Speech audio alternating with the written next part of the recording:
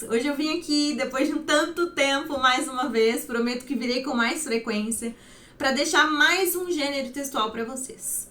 E hoje eu vim falar do artigo de opinião. Um texto que parece simples, mas que muitas vezes apresenta algumas dificuldades. E a minha intenção é clarear um pouco mais para vocês sobre como funciona a estrutura desse texto, que é composta normalmente por 3 ou 4 parágrafos. Eu vou ensinar para vocês daqui a pouco como é que esses parágrafos são apresentados, o que cada um deles tem, né, na tua composição e etc. O texto do artigo de opinião, aliás, o gênero textual, artigo de opinião, ele pertence, né, à tipologia do texto dissertativo. Ou seja, ele vai expressar um ponto de vista, ele vai trazer uma tese, ele vai defender alguma ideia. Como o próprio nome demonstra, né? Ele vai expor uma opinião acerca de um determinado tema. Normalmente são temas polêmicos na nossa sociedade. De repente você vai ter que dar a sua opinião sobre algum fator acerca da política, sobre algum fator acerca da desigualdade, acerca do preconceito, acerca de algum tema que seja polêmico, ou simplesmente, né, em alguma prova de vestibular e etc., sobre uma questão que lhe é proposta. Mas a estrutura permanece a mesma e eu espero ajudar vocês e que vocês gostem. Deixem o like aí de vocês no vídeo para que eu possa trazer mais sugestões, dicas e conhecimento aí para cada um, tá bom? Eu fiz alguns levantamentos gerais aqui para não me estender muito, para não tornar esse vídeo um vídeo cansativo, tá? O artigo de opinião, gente, ele precisa conter um título, ok? E é muito interessante que vocês coloquem um título atrativo, um título que chame a atenção. Porque, normalmente, né, a primeira impressão é a que fica. Então, um título bem colocado pode sim valorizar muito o seu texto. Quando você vai a uma biblioteca e não sabe que livro escolher, o que é que te chama a sua atenção? Na linguagem verbal, o nome do livro. Na linguagem não verbal, a imagem do livro, né? No caso do teu artigo de opinião, você terá a linguagem verbal, as palavras, para atrair as pessoas. Então, por isso, capriche no título. Na dúvida, se não souber muito, né, como fazer um bom título, um título enigma, por exemplo, use o título espelho, e depois eu explico para vocês um pouco melhor sobre essa questão de título enigma, título espelho. Um título espelho nada mais é do que aquele que reflete o seu próprio texto. Então, qual é a ideia central do seu texto? Faça esse texto primeiro, um rascunho, gente. Todo texto bem feito precisa de um planejamento. Não queiram escrever no ímpeto, né? Ali na raça. Façam um planejamento, mesmo que seja um planejamento através de tópicos mais simples, sem a estrutura feita e composta completinha do texto, mas planejem. Para uma boa receita final, nós precisamos dos ingredientes certos. Para produzir um texto é a mesma coisa. Eu não posso pegar tudo que vier na minha mente e jogar ali no papel. Caso contrário, o resultado final não vai ser o melhor possível. Pode até dar certo uma vez ou outra, mas o planejamento sempre garante um texto melhor, tá? Então, deixe sempre uma linhazinha para o título, porque o título, apesar de ser a primeira coisa do nosso texto, é importante que ele seja colocado por último. Por quê? Ele tem que sintetizar as ideias gerais do meu texto. Então, deixe para colocar o título por último, ok? Porque muitas vezes você escreve um texto e acha que ele vai terminar de uma forma, ele termina de outra, e se você coloca o título antes, pode ser que ele destoe um pouco aí da ideia central do seu texto. Como eu já falei, então, você tem que ter um ponto de vista, uma tese a ser defendida. Se você é a favor de uma coisa, se você é contra alguma coisa, se você acha que aquilo deve acontecer ou que aquilo não deve acontecer, e por aí vai, depende muito do seu tema, tá? Normalmente, então, nós vamos ter 3 ou 4 parágrafos. O primeiro parágrafo será composto pela introdução. A introdução, como o próprio nome diz, ela vai apresentar o tema do seu texto, certo? Então, se você vai falar, por exemplo, sobre a questão do preconceito no Brasil, você vai apresentar, você vai iniciar falando, né? No século XXI, na nação brasileira, ainda nos deparamos com várias atitudes preconceituosas a respeito de raças.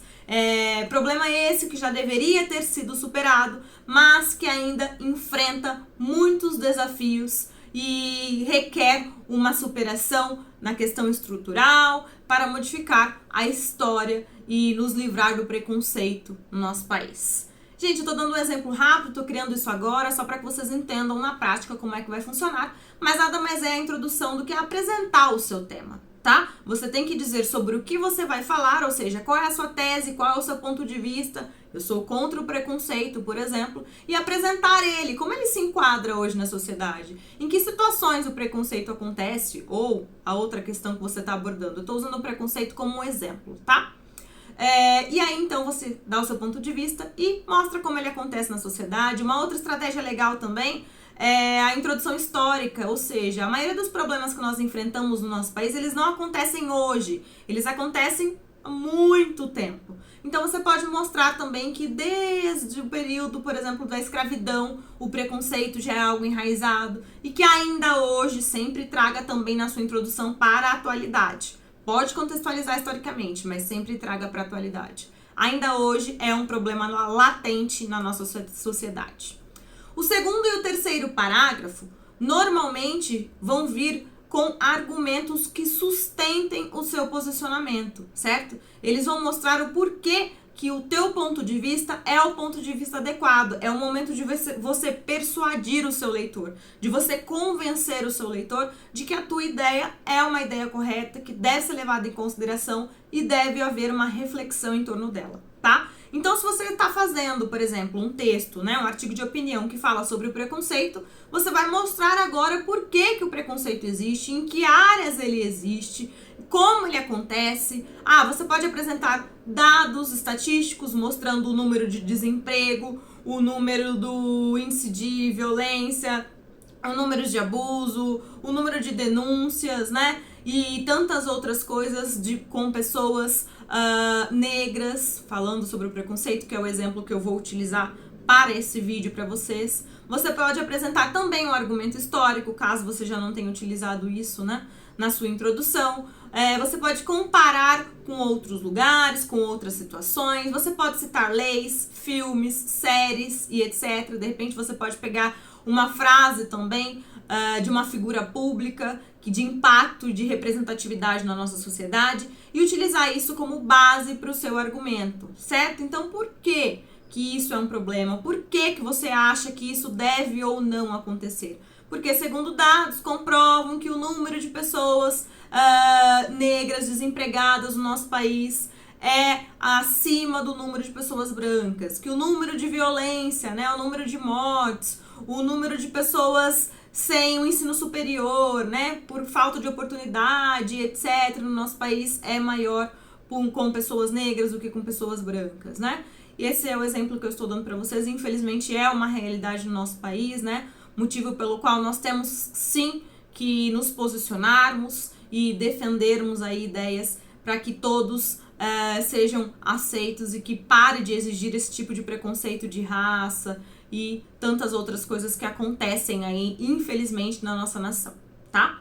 Então, gente, a minha sugestão é, se você não tem uma ideia muito ampla sobre o assunto, de repente vai falar sobre ética na sociedade, de repente vai falar sobre a questão dos impostos na nossa sociedade, né? Que alguns deveriam pagar mais e aqueles que recebem menos pagar menos. Às vezes vai falar sobre um tema que não está muito dentro da tua zona de conhecimento, da tua zona de conforto. Sendo assim, utilize só um parágrafo para o argumento. Agora, se você sabe um pouco mais, se você lembra de uma série, de uma música, de um filme, não fiquem presos a só questões filosóficas. Ampliem o conhecimento de vocês, sejam criativos. Na maioria das vezes a gente assistiu algum filme, alguma coisa que aborda aquela temática, mas nem sempre a gente se lembra, tá? Se você conhece um pouco mais, como eu estava dizendo, você pode utilizar 2 argumentos, ou seja, 2 parágrafos. Coloque sempre, né, um argumento em cada parágrafo. Sendo assim, já teremos aí 2 ou 3 parágrafos, caso você tenha utilizado 2 argumentos no seu texto, aliás, né?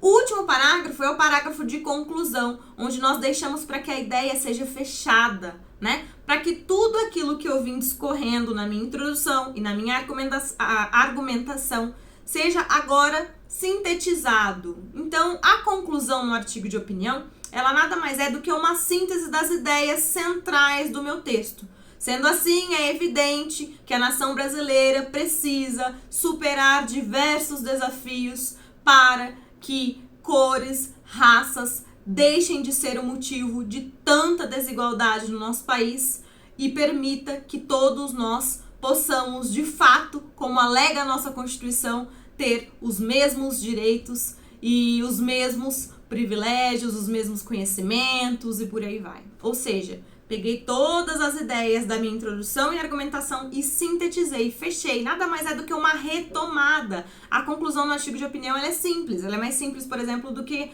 na dissertação argumentativa. Então é só você retomar as suas ideias. Você pode até sugerir alguma forma, né, desse problema ser solucionado e etc. Porém, não é obrigatório, você precisa somente fechar as suas ideias, reafirmar a sua tese. Quando eu falo que, sendo assim, é evidente que a nação brasileira precisa superar esse problema do preconceito, eu estou reafirmando a tese que eu apresentei lá na minha introdução, tá bom? Então, reafirmem a tese e fechem a sua ideia. Resuma a sua ideia no parágrafo final de conclusão, ok? Sobre estrutura, então, agora a conclusão é o último parágrafo, né? Se você, então, utilizou um argumento, o seu texto fica com 3 parágrafos. Introdução, argumentação, conclusão. Se você utilizou 2 argumentos, o seu texto fica com 4 parágrafos. Introdução, argumentação 1, argumentação 2 e conclusão, tá? Não se esqueça do título. Gente, a questão, por exemplo, de primeira pessoa, terceira pessoa, o artigo de opinião é muito mais tranquilo em relação a isso. Você pode usar o eu acho, eu penso, nós deveríamos, etc. O artigo de opinião, ele permite essa pessoalidade, essa subjetividade, muito mais do que em outros textos da tipologia dissertativa, tá? Então, óbvio que quando você se afasta do texto, quando você fala ao invés de eu acho, quando você fala ao invés de nós devemos, você usa os termos, por exemplo, a sociedade, a nação brasileira precisa se conscientizar, né?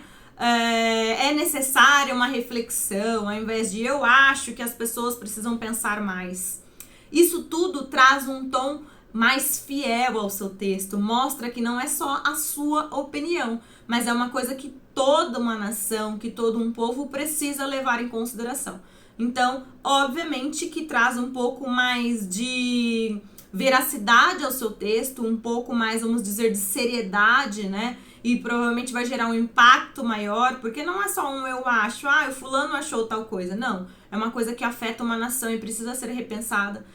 Vai ter um impacto. Porém, se você utilizar a primeira pessoa, é totalmente aceitável no artigo de opinião e não vai perder nota por isso, tá? Qualquer pessoa aí que você utilize dentro do seu texto, primeira, terceira, etc., não tem problema em relação a isso, ok?